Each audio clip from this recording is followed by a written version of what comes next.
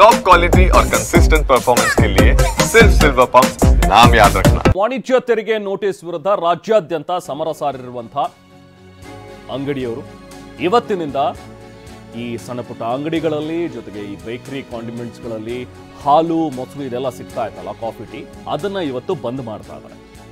ಬೆಂಗಳೂರು ಸೇರಿದಂತೆ ರಾಜ್ಯಾದ್ಯಂತ ಬೃಹತ್ ಹೋರಾಟಕ್ಕೆ ಕರೆ ಕೊಟ್ಟಿದ್ದಾರೆ. ಇವತ್ತಿನಿಂದ 3 ದಿನ ಈ ಅಂಗಡಿಗಳಲ್ಲಿ ಮತ್ತೆ ಈ ಬೇಕರಿ ಕಾಂಡಿಮೆಂಟ್ಸ್ಗಳಲ್ಲೆಲ್ಲ ಹಾಲು ಮೊಸರು ಮಜ್ಜಿಗೆ ಟೀ ಕಾಫಿ ಏನೂ ಸಿಗಲ್ಲ. ಕಮರ್ಷಿಯಲ್ ಟ್ಯಾಕ್ಸ್ ನೋಟಿಸ್ ಅನ್ನ ವಿರೋಧಿಸಿ ಮಾಡ್ತಾ ಇರುವಂತಹ ಪ್ರೊಟೆಸ್ಟ್ ಇದು. ಇವತ್ತಿನಿಂದ 3 ದಿನಗಳ ಕಾಲ ಮುಷ್ಕರವನ್ನು ಹಮ್ಮಿಕೊಂಡಿದ್ದಾರೆ. ಹಾಲು ಉತ್ಪನ್ನಗಳ ಮಾರಾಟವನ್ನು ನಿಷೇಧಿಸಿ ಇವತ್ತು ಹೋರಾಟಕ್ಕೆ ಕರೆ ನೀಡಿರುವಂಥವ್ರು. ಸೊ ಇನ್ನು ನಾಳೆನೂ ಕೂಡ ಇದು ಮುಂದುವರಿಯುತ್ತೆ.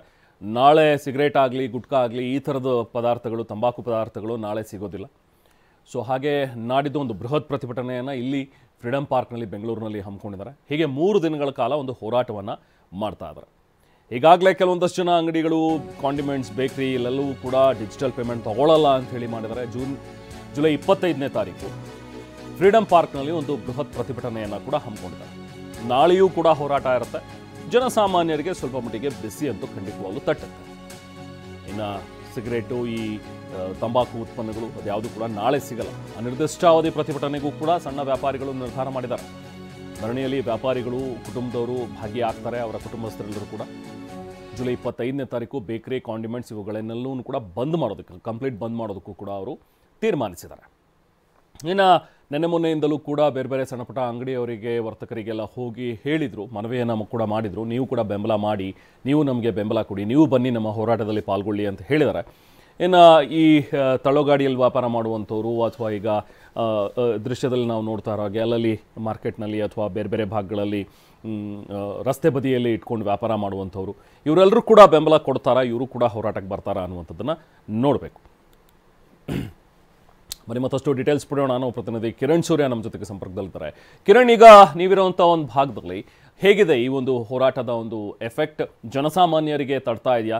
ಹಾಲು ಮೊಸರು ಕಾಫಿ ಟೀ ಈಗ ಅಂಗಡಿಗಳಲ್ಲಿ ಜೊತೆಗೆ ಬೇಕರಿಗಳಲ್ಲಿ ಸಿಗಲ್ಲ ಅಂತ ಹೇಳಿದ್ದಾರೆ.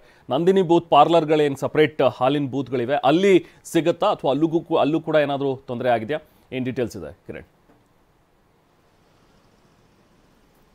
ಹೌದು ರೆಹಮಾನ್, ಈಗಾಗಲೇ ಕೂಡ ಕರ್ನಾಟಕ ರಾಜ್ಯದ ಕಮರ್ಷಿಯಲ್ ಟ್ಯಾಕ್ಸ್ ಡಿಪಾರ್ಟ್ಮೆಂಟ್ನಿಂದ ರಾಜ್ಯದ ಸಣ್ಣ ಪುಟ್ಟ ವ್ಯಾಪಾರಿಗಳಿಗೆ ಲಕ್ಷ ಕೋಟಿ ಲೆಕ್ಕದಲ್ಲಿ ಏನು ಕಮರ್ಷಿಯಲ್ ಟ್ಯಾಕ್ಸ್ನ ನೋಟಿಸ್ ಬಂದಿತ್ತು, ಆ ನಿಟ್ಟಿನಲ್ಲಿ ಇಂದಿನಿಂದ ರಾಜ್ಯದಲ್ಲಿರುವಂತಹ ಸಣ್ಣ ಪುಟ್ಟ ವ್ಯಾಪಾರಿಗಳು 3 ದಿನಗಳ ಕಾಲ ವ್ಯಾಪಾರವನ್ನು, ಅಂದರೆ 1 ದಿನ ಹಾಲು ಮೊಸರು ಮಜ್ಜಿಗೆ ಇಂದು, ನಾಳೆ ಗುಟ್ಕಾ ಸಿಗರೇಟ್ ಸೇರಿದಂತೆ ನಾಡಿದ್ದು ಸಂಪೂರ್ಣವಾಗಿ ಅಂಗಡಿಯನ್ನು ಬಂದ್ ಮಾಡಿ ಮುಷ್ಕರಕ್ಕೆ ಮುಂದಾಗಿರುವಂಥದ್ದು. ಆ ನಿಟ್ಟಿನಲ್ಲಿ ಇವತ್ತು ಬೆಳಗಿನಿಂದಲೇ ರಾಜ್ಯದ ಸಾಕಷ್ಟು ಅಂಗಡಿಗಳಲ್ಲಿ ಹಾಲು ಕಾಫಿ ಟೀ ಮೊಸರು ಮಜ್ಜಿಗೆ ಈ ವ್ಯಾಪಾರವನ್ನು ನಿಷೇಧಿಸಲಾಗಿರುವಂಥದ್ದು. ಆ ನಿಟ್ಟಿನಲ್ಲಿ ಸದ್ಯ ನಾನೀಗ ರಾಜಾಜಿನಗರದ ಮಾತೃಶ್ರೀ ಕಾಂಡಿಮೆಂಟ್ಸ್ನ ಮುಂಭಾಗದಲ್ಲಿದ್ದೀನಿ. ನಾನು ನಿಮಗೆ ದೃಶ್ಯದಲ್ಲಿ ತೋರಿಸ್ತಾ ಇದ್ದೀನಿ. ಬೆಳಗಿನಿಂದಲೇ ಸಾಕಷ್ಟು ಜನ ಗ್ರಾಹಕರು ಬಂದು ಕಾಫಿ ಟೀಯನ್ನು ಕೇಳ್ತಿದ್ದಾರೆ. ಆದರೆ ಅಂಗಡಿ ಮಾಲೀಕರು ಹೊರಭಾಗದಲ್ಲೇ ಒಂದು ಬೋರ್ಡನ್ನು ಕೂಡ ಹಾಕಿರುವಂಥದ್ದು.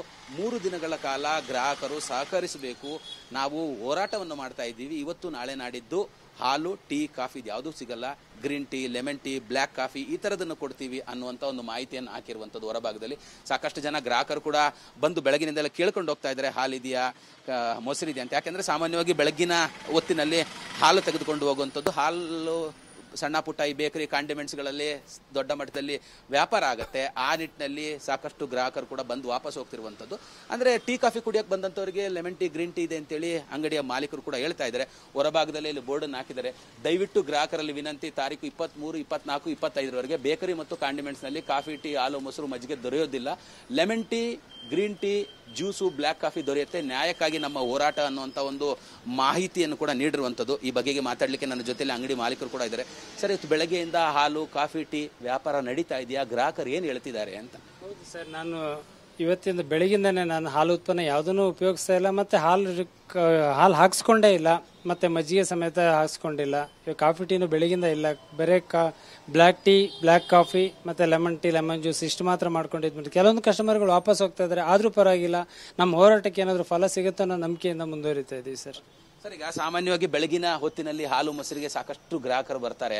ಅವ್ರಿಗೆ ಏನು ಹೇಳ್ತಿದ್ರ, ಅವ್ರು ಏನು ಹೇಳ್ತಿದ್ದಾರೆ ಅಂತ? ಯಾಕಂದ್ರೆ ನಿಮ್ಮನ್ನು ನಂಬ್ಕೊಂಡು ಇಲ್ಲಿರತ್ತೆ, ನಮ್ಮ ಏರಿಯಾದಲ್ಲಿ ಅಂಗಡಿ ಇದೆ, ಇಲ್ಲಿ ತಗೊಂಡೋಗಿ ಹೋಗ್ಬೋದು ಅಂತ ನಂಬ್ಕೊಂಡಿರ್ತಾರೆ, ಬೇರೆ ಕಡೆಗಳಿಂದ ತಂದಿರೋದಿಲ್ಲ. ತುಂಬಾ ಬೇಜಾರು ಮಾಡ್ಕೊಂಡೇ ಹೋಗ್ತಾ ಇದಾರೆ. ಇಲ್ಲಿ ಸಿಗುತ್ತಂತ ಬಂದಿರ್ತಾರೆ, ವಾಪಸ್ ಹೋಗ್ಬೇಕಾದ್ರೆ ಇನ್ನೆಲ್ಲಿ ಸಿಗುತ್ತಂತ ನಮ್ಮನ್ನೇ ಕೇಳ್ತಾ ಇದಾರೆ. ನಮ್ಗೆ ಗೊತ್ತಿಲ್ಲ, ಇಲ್ಲಿ ಇವಾಗ ಸೇಲ್ ಮಾಡಲ್ಲ, 2 ದಿವಸ ಅಂತೂ ನಮ್ಮಲ್ಲಂತ ಖಂಡಿತ ಸಿಗಲ್ಲ ಅಂತಲೇ ಹೇಳ್ತಾ ಇದೀವಿ. ಸೊ 25ನೇ ತಾರೀಕಂತೂ ಹೋರಾಟ ನಡೆಸೋಕೆ ರೆಡಿ ಇದ್ದೀವಿ. ಮತ್ತು ಹಾಗೆ ಈ GST ಇಂದ ಪ್ರತಿಯೊಬ್ಬರಿಗೂ ತೊಂದರೆ ಆಗ್ತಾ ಇದೆ. ಸಣ್ಣ ಪುಟ್ಟ ವ್ಯಾಪಾರ ನಮ್ಮಂಥವ್ರಿಗೆ ತುಂಬ ಜನ ಈ ಥರ ನೋಟಿಸ್ ಬಂದಿರೋದ್ರಿಂದ ಯಾರಿಗೂ UPI ಯೂಸ್ ಮಾಡೋದಕ್ಕೆ ಭಯ ಆಗ್ತಾ ಇದೆ. ಸೊ ಮುಂದಿನ ರೀತಿ ಏನಂತ ನೋಡಬೇಕಾಗಿದೆ sir. Okay, thank you sir. ನೀವಿಷ್ಟು ಕೂಡ ಅಂಗಡಿಯ ಮಾಲೀಕರ ಮಾತಾಗಿರುವಂತಂದ್ರೆ ನಾಳೆ ನಾಡಿದ್ದು 3 ದಿನಗಳ ಕಾಲ ನಾವು ಹೋರಾಟವನ್ನ ಮಾಡ್ತೀವಿ. 25ನೇ ತಾರೀಕು ಸಂಪೂರ್ಣವಾಗಿ ಅಂಗಡಿ ಬಂದ್ ಮಾಡ್ತೀವಿ ಅನ್ನುವಂತ ಒಂದು ಮಾತುಗಳನ್ನು ಈಗಾಗಲೇ ಹೇಳ್ತಾ ಇರುವಂತದ್ದು. Right, thank you Kiran.